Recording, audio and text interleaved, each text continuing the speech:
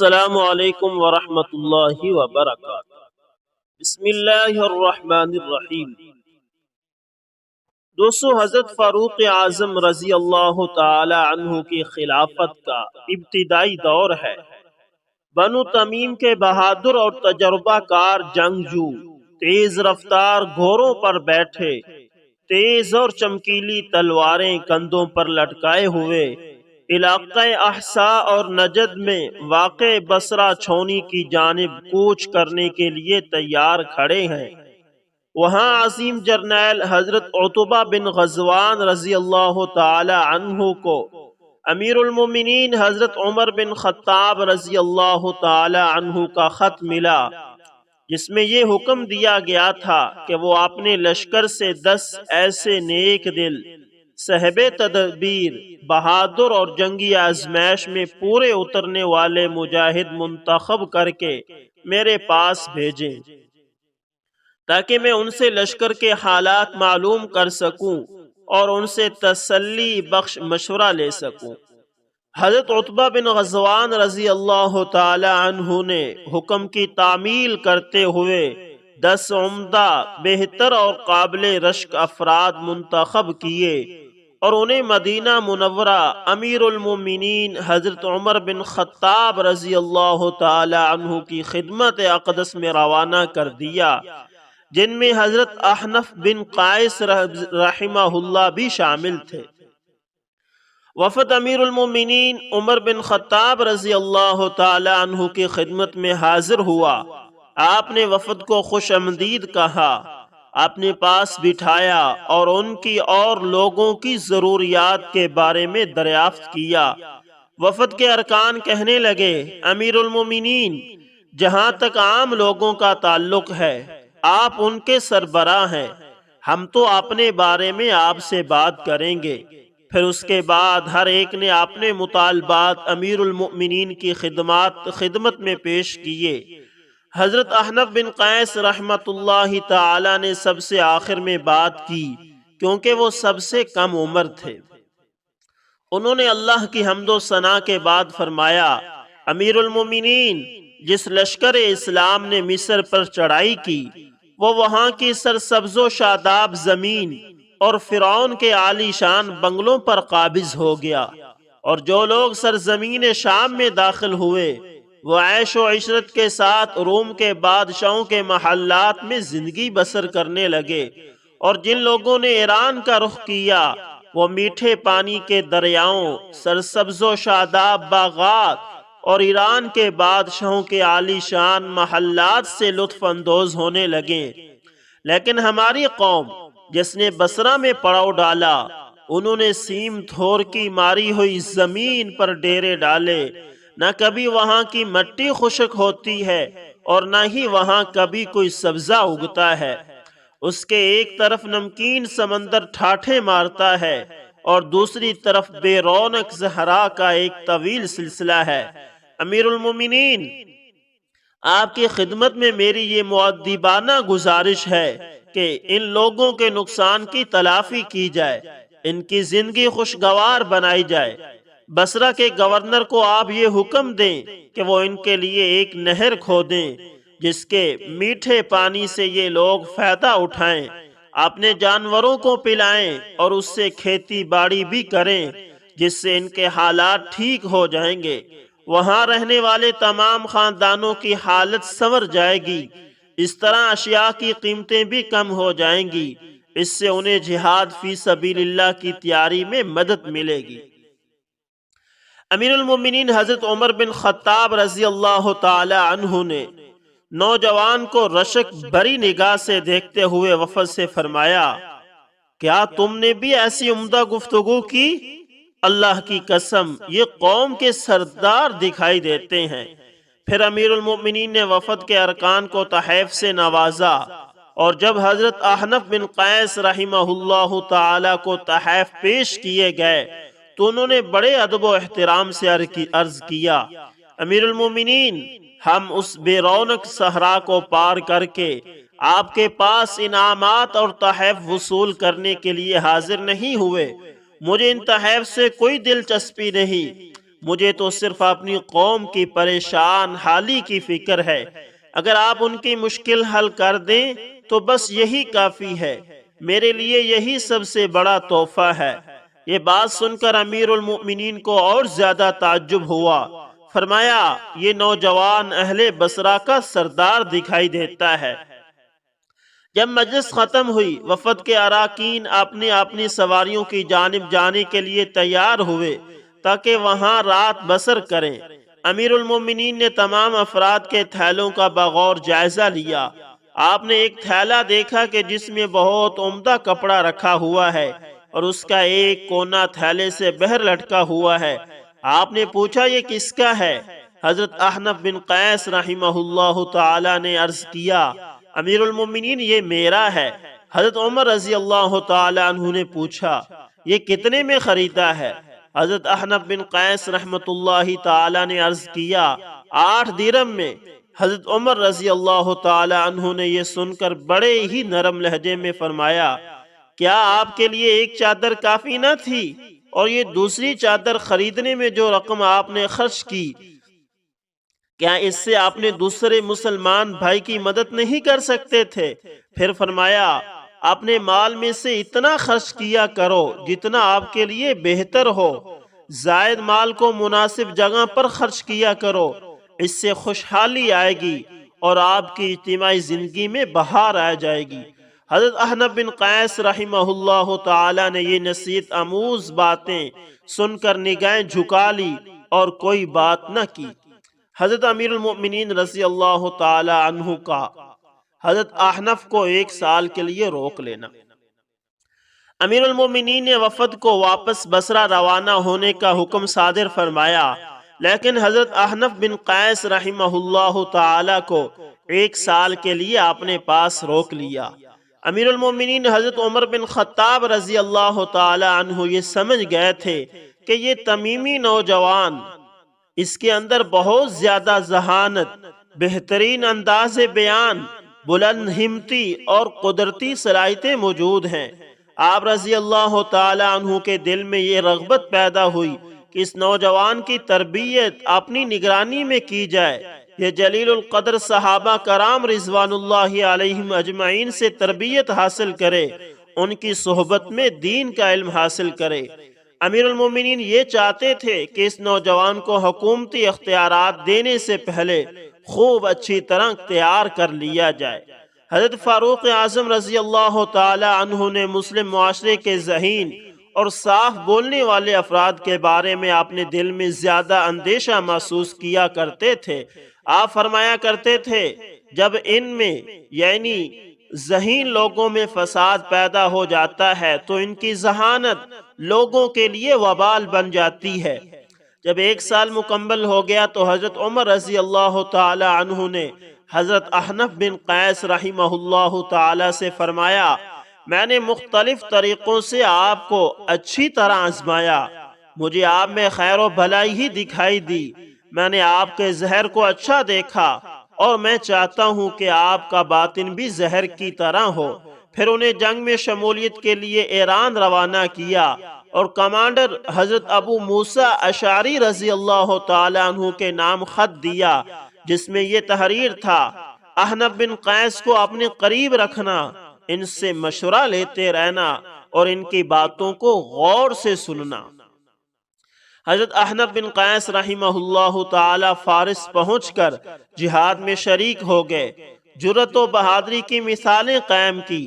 دن بدن ان کا نیزہ بلند ہونے لگا اور چمکنے لگا۔ انہوں نے اپنی قوم بنو تمیم کے ساتھ مل کر دشمن کا بھرپور مقابلہ کیا۔ ان کے ہاتھوں اللہ تعالیٰ نے تستر شہر فتح کروا دیا، جو ایرانی بادشاہ کی حکومت کا قیمتی موتی سمجھا جاتا تھا، اور ہرمزان گرفتار ہوا۔ ہرمزان کی گرفتاری اور قبول اسلام۔ ہرمزان ایرانی فوج کا ایک بہادر، ناڈر اور تجربے کار کمانڈر تھا، اور یہ غیرت و حمیت میں دوسرے کمانڈروں سے بڑھ کر طاقتور، عزم راسخ یعنی پکے ارادے میں سب سے بڑھ کر تیز اور جنگی تدبیروں میں سب سے زیادہ ہوشیار تھا۔ لشکر اسلام کی کامیابیوں نے اکثر و بیشتر اسے صلح پر مجبور کیا، لیکن جب اسے اپنی کامیابی کا معمولی سا احساس بھی ہوتا تو یہ صلح کا معاہدہ فوراً توڑ دیتا۔ جب لشکر اسلام نے تستر شہر کو گھیرے میں لے لیا، ہرمزان ایک محفوظ قلعے میں داخل ہو کر کہنے لگا، سنو، میرے پاس 100 تیر ہیں، جب تک یہ تیر میرے ہاتھ میں ہیں تم مجھ تک نہیں پہنچ سکتے۔ تم جانتے ہو کہ میں ایک تجربے کار تیر انداز ہوں، میرا نشانہ کبھی غلط نہیں جاتا۔ تم مجھے اس وقت تک گرفتار کرنے میں کامیاب نہیں ہو سکتے جب تک میں تمہارے 100 آدمی زخمی یا موت کے گھاٹ نہ اتار دوں۔ مجاہدین نے اس کی باتیں سن کر کہا، تم چاہتے کیا ہو؟ اس نے کہا، میں تمہارے خلیفہ عمر بن خطاب کے حکم کے مطابق عمل کرنے کے لیے تیار ہوں، وہ جو بھی میرے ساتھ سلوک کرنا چاہیں مجھے منظور ہے۔ مجاہدین نے کہا، ٹھیک ہے، تمہارا مطالبہ ہمیں منظور ہے۔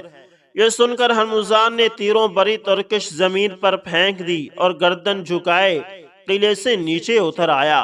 مجاہدین نے اسے گرفتار کر لیا اور اسے چند بہادروں کی نگرانی میں مدینہ روانہ کر دیا، جن کے سربراہ خادم رسول صلی اللہ علیہ وسلم حضرت انس بن مالک رضی اللہ تعالی عنہ اور حضرت احنف بن قیس رحمہ اللہ تعالی عنہ مقرر کیے گئے۔ مجاہدین کا وفد ہرمزان کو لیے امیر المومنین کو فتح کی خوشخبری سنانے مدینہ کی جانب روانہ ہوا۔ بیت المال میں جمع کرانے کے لیے ان کے پاس مال غنیمت کا 5واں حصہ بھی تھا۔ جب مدینہ منورہ کے قریب پہنچے تو ہرمزان کو اس کی اصلی حیت یعنی اصلی صورت میں تیار کیا۔ اسے قیمتی ریشم کے کپڑے پہنا دیے گئے جن پر سونے کے دھاگوں سے کلکاری کی گئی تھی۔ اس کے سر پر ایک ایسا تاج رکھ دیا گیا جس پر موتی جواہرات جڑے ہوئے تھے۔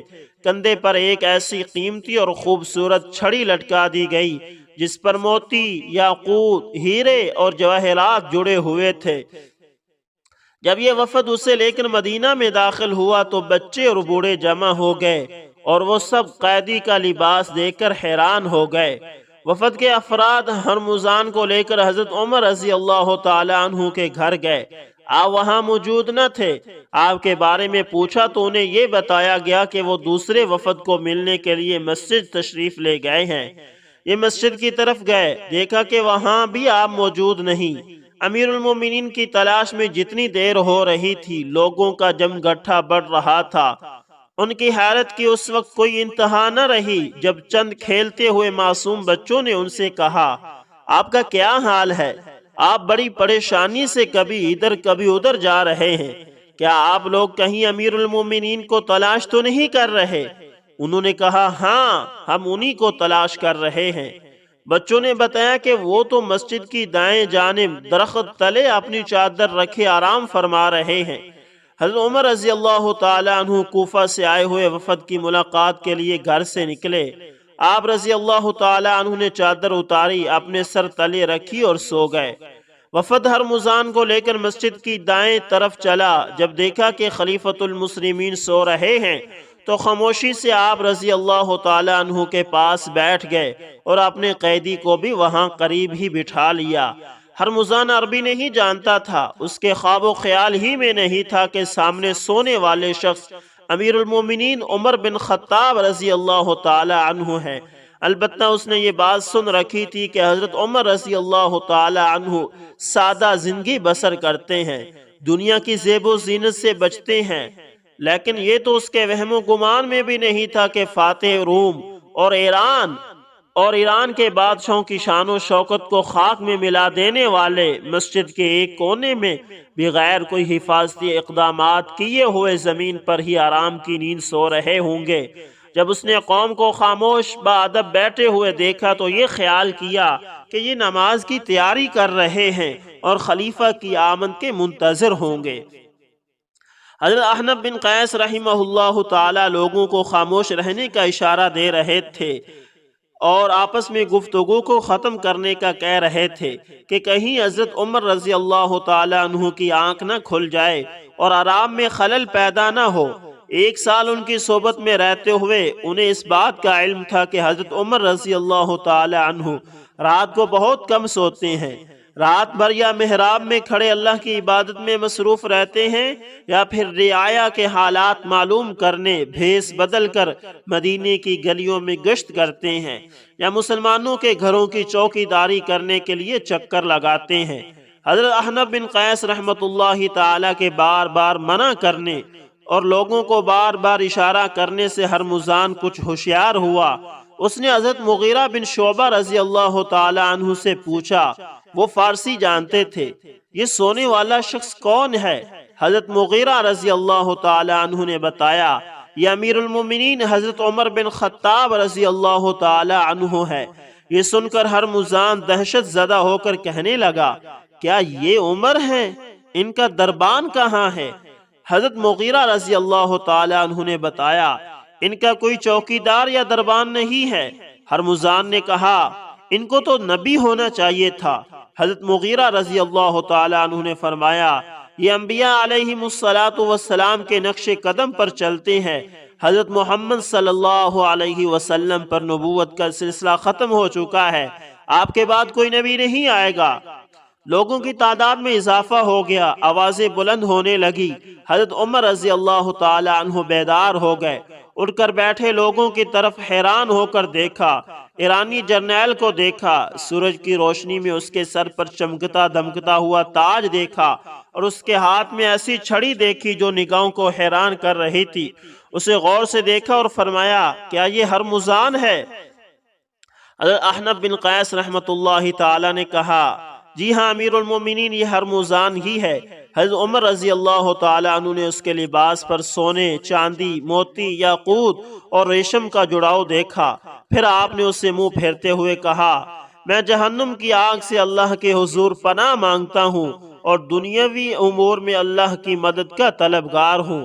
اللہ کا شکر ہے کہ جس نے اس ہرمزان کو اور اس کے پیروکاروں کو اسلام کے آگے جھکا دیا۔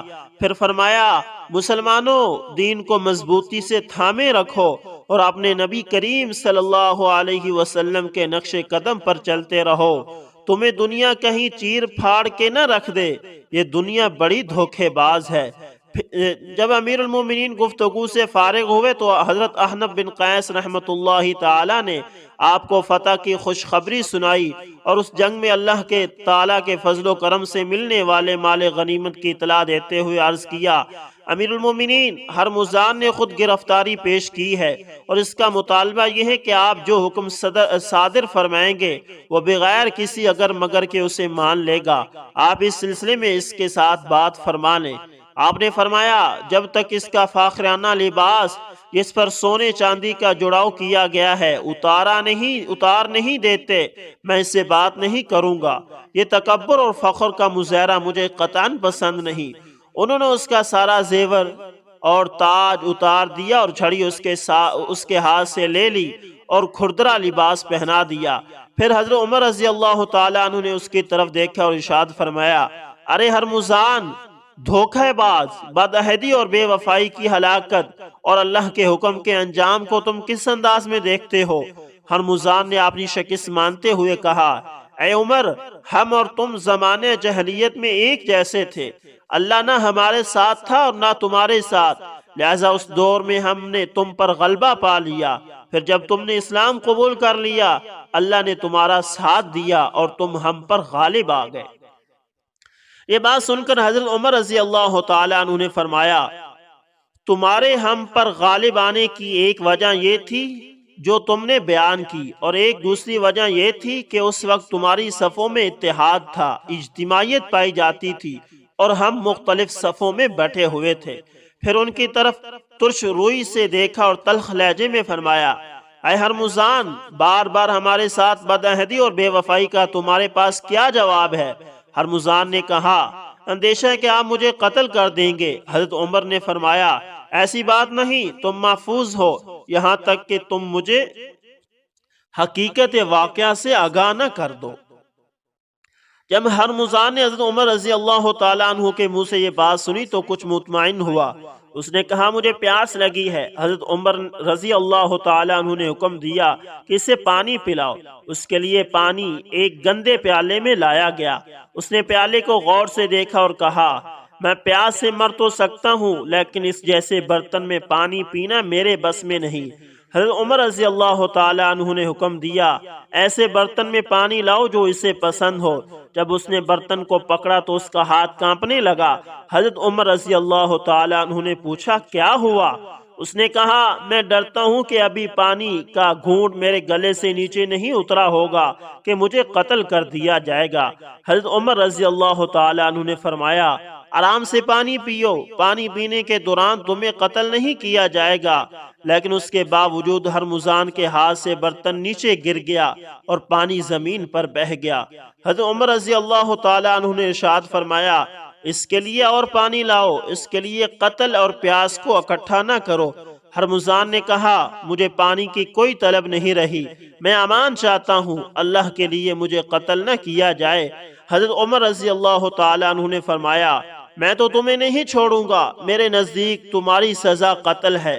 ہرمزان نے کہا آپ نے تو مجھے امان دی ہے۔ حضرت عمر رضی اللہ تعالی عنہ نے فرمایا تم جھوٹ بولتے ہو۔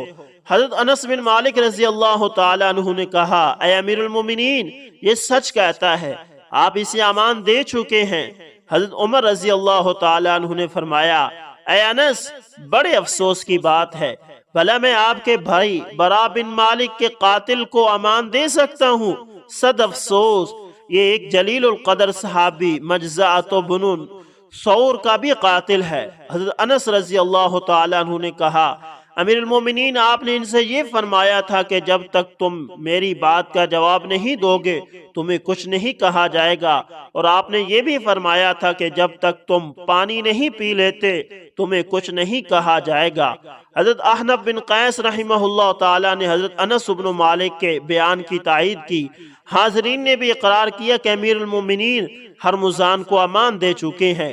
حضرت عمر رضی اللہ تعالی عنہ نے ہرمزان کی طرف غصے کی حالت میں دیکھا اور فرمایا تم نے مجھے دھوکہ دیا ہے، اللہ کی قسم میں کسی مسلمان کے حق میں دھوکہ کھانا برداشت نہیں کر سکتا۔ یہ بات سن کر ہرمزان نے اسلام قبول کر لیا۔ حضرت عمر رضی اللہ تعالی عنہ نے ان کی تسلی کے لیے 2000 درہم عطا کیے۔ تو دوستو